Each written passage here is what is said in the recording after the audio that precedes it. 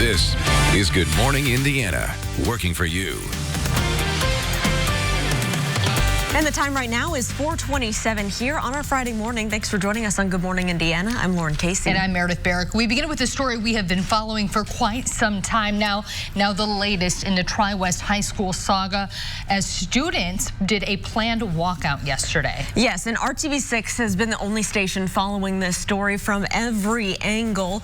We brought you the investigative report from Call 6 Kara Kenny this week about a staff member who was fired after seeing our report because he shared surveillance video with us that showed the encounter, the teacher and the student walking into a room and the lights turning off, and then it also showed the athletic director looking in, and then you could see him smiling and laughing. So we got to see a little bit more about what those allegations were all about, and since that man leaked the video, he was let go. The students in support of that staff member tried walking out yesterday. Only some of them got out, and then they told us they weren't allowed back in. So this has been a big situation out there near Liston. Never-ending controversy, it seems, and of course parents too upset with the way a lot of this situation has been handled. So our Cameron Riddle will be live this morning with the latest on what is happening there in Hendricks County. That's right. As you're heading out the door maybe early this morning, I know as I was driving in, it went from sprinkles to some snow flurries, and things are a lot cooler than what we've been expecting this week. Yeah, and with that colder change, as you mentioned, coming in a few rain and snow showers. Yeah. Now the good thing is they're going to be light out there, but they are going to impact some of the morning drives here. As we've got those temperatures in the middle 30s, that works in our favor. The roads should be in pretty good shape. Check out that window out of the west at 20 miles per hour. So here's a look at satellite and radar. You can see that area that's spinning through here. Mix of very light rain and snow showers across the areas. The colder air continues to take over, but again, we're not expecting any accumulation out of that, just kind of a nuisance this morning. That'll move out of here, but it is going to be a windy day. We're going to keep those wind chills in the 20s. Ooh, okay. Big change. Not a day to go out and take a nice walk like you've had earlier this week. All right, Kyle, thank you so much. Well, we're talking more about the coronavirus and the fears surrounding that as we are having some cases in the United States, none here in Indiana. And so a number of universities here in the state are changing, canceling spring break travel plans, canceling study abroad programs for the rest of the year. Yeah, they're just trying to be proactive and protect their students, faculty, staff members in the event the coronavirus continues to spread over the next few months. So we'll have the latest on what universities are putting this into place. That's right. Also, it is a busy weekend here in the Circle City. The Big Ten women's tournament is well underway right now. We know that the Purdue women won their game, IU, playing today. Yes. And so maybe we'll see a face-off between those two schools this weekend. We will have to see. We'll have more on what you can expect on the hardwood, plus news, weather, and traffic to start your Friday. This is Good Morning Indiana, working for you. He got fired for trying to, for doing the right thing and keep us safe, and it's not fair.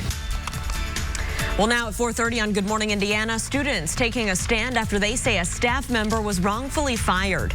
Hear their message to school leaders and how that district is responding. And state and local health leaders across the country say they need more coronavirus test kits, but there are not enough supplies. We're working for you this morning, finding out what's being done to solve the problem. And Peyton Manning could soon see a big payday. We'll tell you what the famous quarterback's third act could be. But first, we do want to kick off your Friday here on Good Morning Indiana. I'm Lauren Casey. And I'm Meredith Barrick. Meteorologist Kyle Mounts with us today. And Kyle, the weather taking a turn here. Yeah. A little bit of precipitation and a drop in temps. Yeah, it's still technically winter, even though it's March. Yeah. And it's felt pretty good here for the week. But today's kind of that speed bump in the temperatures. Let's go ahead and show you what's going on. And as you head out the door this morning, a little active on Storm Team 6 radar this morning. We've got some blues on there, too, indicating we've got some snow showers that are in the mix as well. You can see around Kokomo, Frankfort, Noblesville, really north of Interstate 70, pretty much all some light snow showers, mixing in a little bit of rain there around Peru and Hartford City. Then we've got a little more of a rain-snow mix as we get around the city into Greenwood, Martinsville, Columbus, Nashville. Still mainly some rain showers, mixing in a few snowflakes at this point. Same for you around Bloomington, but the colder air will mix in some of that snow shower activity. Here's a look at TrueCast. It will stick around here as we go through the morning drive, but as we go into the afternoon, I think just a few flurries will be left over for most of us. Could see a few more showers over the eastern portion of the state. There's that colder air and wind chills that are in the 20s this morning. As we go throughout the day, it's It's going to be windy. Those winds between 20 and 30 miles per hour and staying cold with temperatures in the 30s. All right, Kyle, thanks so much. You want to keep a close eye on your roads this morning as we do have some precipitation out there. Here's a live look right now on the south side. This is our INDOT traffic camera at I-465 near Madison Avenue. Traffic here is moving along up to speed, both eastbound and westbound, no delays. So let's take you over to the northeast side. This is our INDOT traffic camera at I-69 and I-465, the ramp system up there. Traffic here pretty quiet this morning. The good news around the metro area, no crashes, no major delays to slow you down. And they should fire the men that are bad and keep the ones that are good, that are protecting the students, not harming the students. It's now more than 1 year after accusations of sexual misconduct first surfaced at a central Indiana's school by a teacher. But controversy stemming from how the school and district handled those allegations continues to grow. This is a story Call 6 Investigates has been on top of from the very beginning. Yesterday, many Tri-West High School students made their feelings known about the firing of a staff member by walking out of class. Tri-West fired Attendance Secretary Dave Pyatt this week after he talked only to RTV6. He, along with many parents and community members, questioned how administrators handled claims against teacher Tyler Bruce. Bruce is accused of sexual misconduct with a student. Pyatt says he saved surveillance video evidence related to the allegations and shared it with law enforcement and RTV6 because he did not trust the district to preserve the footage. Many students say the firing sends the wrong message. Coming here and being ashamed of where I come from now and being ashamed that our school board or anybody has done nothing about it and that they fired somebody for doing the right thing before they fired anybody else involved in this investigation is ridiculous. That the school corporation has not been dealing with. They refuse to acknowledge our problems and they aren't doing what's right. So we're trying to get them the message that they should do the right thing and reconsider their choices. In a letter to parents, the interim superintendent says students who participated in the walkout, which took place after a planned fire drill, were counted as unexcused if they did not return to class. Northwest Hendricks school officials declined RTV's request to speak on camera about the surveillance video that contributed to Thursday's walkout. Instead, the district released a statement regarding Pyatt's termination, saying, quote, the basis for his discharge includes multiple incidents over the school year of insubordination, unprofessionalism, and disruptive behavior in violation of board policy, staff handbook, and federal law, end quote. The time right now is 4:34. Eastern Hancock schools will be back open today after shutting down for 2 days due to illnesses.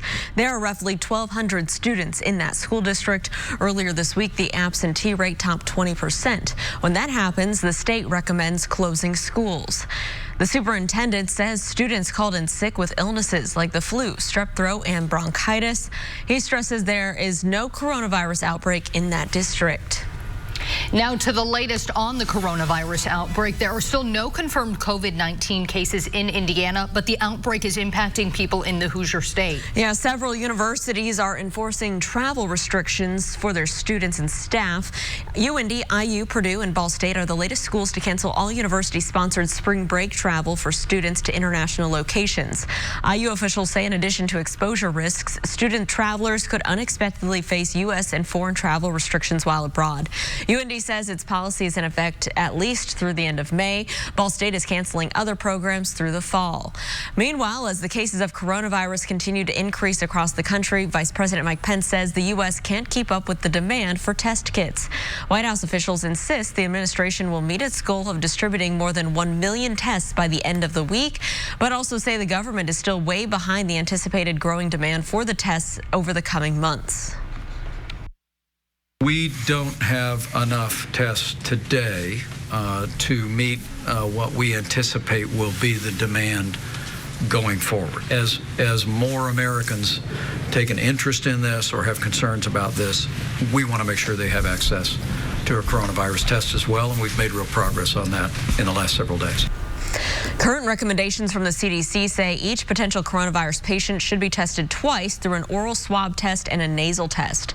Congress passed an $8.3 billion emergency bill Thursday. Some of that money is expected to go to the testing kits. Governor Eric Holcomb is endorsing a proposal that would force Attorney General Curtis Hill out of office. Holcomb said Thursday that he supports a bill endorsed by the Indiana House that would prohibit anyone whose law license has been suspended for at least 30 days from serving as Attorney General. Hill is facing a minimum 60-day suspension after allegations of inappropriate sexual behavior. He has denied wrongdoing and resisted calls for his resignation. The state Senate must approve the proposal before it goes to the governor. It is 4:37. The Indianapolis Animal Shelter is once again overcrowded. Portable crates are being used for dogs because the kennels are completely full. IACS says right now all adoptions are free. That includes microchips, spay, neuter, and all age-appropriate vaccines. If you cannot add a pet to your family right now, there are some other ways you can help, including fostering, volunteering, or donating supplies. This weekend we'll spring forward and lose an hour of sleep Saturday into Sunday. We'll turn the clocks forward 1 hour at 2 a.m. Sunday. The Indiana Alcohol and Tobacco Commission announced Thursday that it will allow the sale of alcoholic beverages to continue until 4 a.m. on Sunday, March 8th. This will allow the same number of service hours as if the time didn't change. The women's Big Ten tourney is well underway, and it was a good day for the Boilers. Purdue facing off against Michigan State in the opening game. Carissa McLaughlin led the scoring with 17 points, and Purdue led by as many as 14 in the first half. Ariana Harris, the former Lawrence North star, added 15 points. In the end, the Boilers pulled out their 18th victory of the season, winning 72-64. Purdue advancing to the second round, playing Maryland at noon today. IU opens their play against Rutgers around 2:30. If Purdue and IU both win today, they'll go head-to-head in Saturday's semifinals. Peyton Manning is getting ready for his third act. The former Colts quarterback is closing in on a deal with ESPN to become a Monday Night Football commentator. Manning, who has a pre-existing role at ESPN hosting his own documentary series, Peyton's Places, has been at the top of the network's wish list since he retired in 2016. If the deal goes through, the 43-year-old is expected to bring in $20 million a season. During his 17-year career, Manning won 2 Super Bowls and 5 MVP awards. He also remains one of the league's most popular players. As Tennessee continues to recover from this week's deadly storms, we're learning about some of the victims who lost their lives. Coming up, the touching story of one couple whose love was eternal. And IKEA is recalling thousands of dressers. Straight ahead, what you need to know about the product and what to do if you have one. Kyle. And we've got some changes as you head out the door this morning. A rain-snow mix across the area with temperatures in the lower to middle 30s and that wind chill right around 20 degrees because it's also a breezy start to the day. We'll talk about some big improvements, though, heading into the weekend. You're watching Good Morning Indiana here on RTV 6. Visit the Hiring Hoosiers job board. Welcome back. As Tennesseans continue to pick up the pieces after Tuesday's deadly tornado outbreak, we're learning more about those who lost their lives. Authorities have identified a majority of the victims. Their ages range from 2 years old to 67. Among them, a couple married nearly 60 years who died side by side. ABC's David Muir has their story. Just days after 2 tornadoes hit Tennessee, one more discovery. What one community is calling a lasting love story. James and Donna Eaton discovered together. They did not survive. They were married for 58 years, born and raised in East Nashville. They would meet when they were just kids, and they would grow up to marry. They raised their family in Mount Juliet, Tennessee. 3 children, 4 grandchildren, 6 great-grandchildren, the pride of their lives. They were found in their home side by side. The mayor tonight calling them model citizens, model church members. Donna Eaton served the church for 25 years. They're on the right. Their pastor saying to know them was to love them. They loved their friends, a group they knew since high school. They played cards every Friday night. And their grandson Jake telling us they exemplified what it was to love. They were our family's inspiration. At least 24 people were killed in the storms. President Trump is expected to head to Tennessee to survey the area later today. He has declared a major disaster in the state. That will provide money that can be used for temporary housing, home repairs, and low-cost loans for uninsured property loss. Some money will also go to state and local governments as well as nonprofits to fund emergency work in the area. At 4:44, now to the latest in the presidential race. Senator Elizabeth Warren suspending her presidential campaign. Speaking outside her Cambridge home, the one-time frontrunner promised to continue to fight. Warren had a poor showing on Super Tuesday, coming in 3rd in her home state of Massachusetts. The race is now essentially a two-man lineup between Senator Bernie Sanders and former Vice President Joe Biden. Both called Senator Warren on Thursday, but she has not yet said which candidate she will endorse. Representative Tulsi Gabbard of Hawaii is also still in the race, but she's only won 2 delegates. In New York, disgraced movie mogul Harvey Weinstein is finally on his way to Rikers Island. The 67-year-old had a scent placed Wednesday after suffering chest pains during his initial trip to the prison over a week ago. Weinstein was hospitalized after being convicted of sex crimes during a trial last month in New York. He faces a minimum of 5 years and a maximum of more than 2 decades in prison. Sentencing is scheduled for March 11th. Weinstein faces additional charges in California. No hearings have been scheduled for that case yet. You are saying that you are totally responsible for the murders of those police officers? Yes, I am. I'm the only one that shot somebody that day. And Nathaniel Woods is completely innocent, you say? Absolutely. He didn't know I was going to shoot anybody.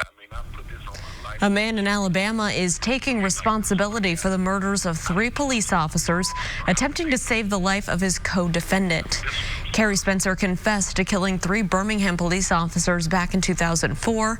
Prosecutors say officers were arresting him and his friend Nathaniel Woods at an apartment when Spencer opened fire. Both were convicted of murder and sentenced to death. But over the years, many came to Woods' defense, arguing his lawyers were incompetent and pointing to Spencer's confession. The Supreme Court issued a temporary stay Thursday, minutes before Woods was to be executed. The court later denied the stay, and Alabama Governor Kay Ivey refused to step in. Woods was executed by lethal injection last night. No execution date has been set yet for Spencer. Take a look at this. Snowy weather in Wisconsin causes a plane to skid off the runway, landing upside down. Officials say the single-engine plane apparently flipped over when attempting to land. It landed upside down and came to a rest between a taxiway and runway. According to airport officials, the aircraft was delivering FedEx packages. The pilot was taken to the hospital to be monitored and is expected to be okay. We have a little bit of snowfall here, Kyle. It's not going to look quite like that, though. No, scary situation there for sure. As we look at Storm Team 6 radar, though, we've got some wintry mixes going on here. We've got some snow showers in spots, some rain showers in others as this area of low pressure is sliding on through. You can see we've got some of that rain-snow mix right through the Indianapolis area. A little more in the way of some light rain right now into Columbus, Nashville, and Bloomington, where temperatures are just warm enough that we're keeping it liquid at this point, but a wintry mix into Shelbyville, Rushville, and even as we work our way back into Putnam County. Crawfordsville, some light rain showers, still may be mixing in some very light rain or sprinkles here for northern areas as well. But again, it is very light stuff out there. It's not going to be accumulating for us. And as we go through the morning, even at 7 a.m., we still have some of those snow showers and some sprinkles mixed in here. We go through the morning into the early afternoon, and I think we'll see a few flurries. Eastern areas may still have a couple of very light showers or sprinkles around Muncie and Richmond, so you may not completely dry out here as we go through the afternoon. In fact, you start to see more of that wintry mix even as we go to 8 o'clock this evening. Temperatures right now, they're sitting in the 30s, 35 in Indianapolis, 39 in Bloomington, and for many spots, this is probably about as warm as you're going to be throughout the day because we've got that west and northwest wind already between about 15 and 20 miles per hour, and those gusts will be stronger today than they were yesterday. As we look at that wind gust forecast here, we go by mid-morning into the afternoon, and we're going to have those wind gusts over 30, possibly to 40 miles per hour at times before they start to drop off here a little closer to sunset. So that does mean it's going to be feeling colder than the actual temperature. Wind chills this morning teens to around 20 degrees. As we go toward the lunch hour here, very similar conditions. 37 for the temperature in Indy, but it'll feel like 25. It'll feel like 24 in Lafayette. And even as we go into the afternoon, wind chills upper 20s to around 30, with those numbers largely stuck in the 30s. It's going to improve for the weekend. 50 degrees on Saturday, 61 with even more sunshine on Sunday. 7-day planning forecast shows that we are going to stay dry those days. Then it gets more unsettled, but we'll keep the mild temperatures going here for next week. A high of 60 before the rain arrives Monday afternoon, and then we'll continue with some off and on shower chances, but at least those highs are in the 50s through the middle of next week. All right, Kyle, can't complain about about that. Thanks so much. Here's a live look right now at traffic as you're heading out on the roads. I-465, a look here at Allisonville Road. This is on the north side. You can see traffic here is moving along just fine. Pretty quiet this morning. We'll continue to keep an eye out for any crashes or delays as you head out to kick off your Friday. A consumer alert this morning. IKEA is recalling more than 800,000 dressers due to a tip-over hazard. If you own one of these 3-drawer Cullen chests, the company says you should stop using it immediately. In a statement Wednesday, IKEA said it has received 6 reports of tip-overs involving the chests, resulting in 2 minor injuries. In 2016, more than 17 million IKEA dressers were recalled for the very same reason. At least 8 children are believed to have been killed by the recalled dressers. If you have one of the dressers, you can return it for a refund, order a free wall anchoring kit, or request that IKEA send someone to your home to attach it to the wall free of charge. Tito's Vodka is busting a myth that's spreading across the internet. The Austin, Texas-based distillery is telling customers not to use its product to make hand sanitizer. Due to the shortage of hand sanitizer in a number of places, a recipe has been circulating online that shows how to make it out of Tito's Vodka, but the company took to Twitter on Thursday to dispel the rumors. In a tweet, Tito said, per the CDC, hand sanitizer needs to contain at least 60% alcohol. Tito's handmade vodka is 40% alcohol and therefore does not meet the current recommendation. Yeah, it might not be good to smell like vodka all day long. Going to work like that. Yeah, not ideal. All right, social media is serious about its White Claw. The top-selling spiked seltzer brand is adding several new flavors after getting more than 70,000 requests from fans online. The flavors are lemon, watermelon, and tangerine, and they will be sold individually and in variety packs. They join White Claw's 5 existing flavors, which include blackberry, ruby, grapefruit, lime, raspberry, and mango. White Claw debuted in 2016 and exploded on social media last summer. Looks like there's going to be more fun this summer with those new flavors. A sheriff's deputy in Texas has been on the job for nearly 7 decades. Coming up, how he's being honored by his community and when he says he'll finally hang up his badge. And coming up at 5 o'clock, a compromise could prevent possible roadblocks for the next phases of a major public transportation project. We'll have the details on that possible agreement coming up, but first. I'm Vinny Politan. Coming up today on Court TV, coverage of 2 big trials, one in Los Angeles. It's California versus Robert Durst, the man made famous by the HBO docuseries The Jinx, on trial for a murder from 2000. Also, we're covering a case down in Polk County, Florida. That's the defendant. He's accused of shooting execution style a man who was set up, according to prosecutors, after going on a dating app. We are live in Polk County, Florida, and California today on Court TV. Vinny, thanks. Don't forget you can watch the all-new Court TV live on your mobile device by visiting CourtTV.com. We'll be right back. IndyChannel.com. A police officer in Texas has been protecting and serving since the 1940s and says he has no plans to slow down anytime soon. Deputy Bill Harden has been on the job for 74 years. Yeah, do the math. The 97-year-old is known as the oldest working law enforcement officer in the world. After retiring from Fort Worth PD, he then went to have another full career with the Tarrant County Sheriff's Office. When he retired from there, he went down to Johnson County, where the Sheriff's Office brought him on as a deputy, and he still holds a job there today. I feel good for an old guy. I'm going to keep going till the sheriff runs me off.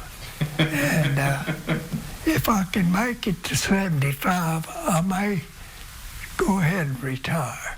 Sheriff Harden was recently honored at the Chisholm Trail Museum with an exhibit showing off his career highlights. He is believed to be the oldest serving lawman in history. I think that's a pretty safe, accurate belief. Yeah. Oh my goodness. Wow. You know, but good for him. That's who I would want to pull me over. Yeah. If I was caught speeding, because I feel like he would be gentle and understanding and kind and like, okay. He's seen a lot. If he gave me a ticket, I'd be like, okay. Yeah, you know. yes, or that too. I'd be like, I'm not going to be mad at you. Yeah. Can't be mad at that.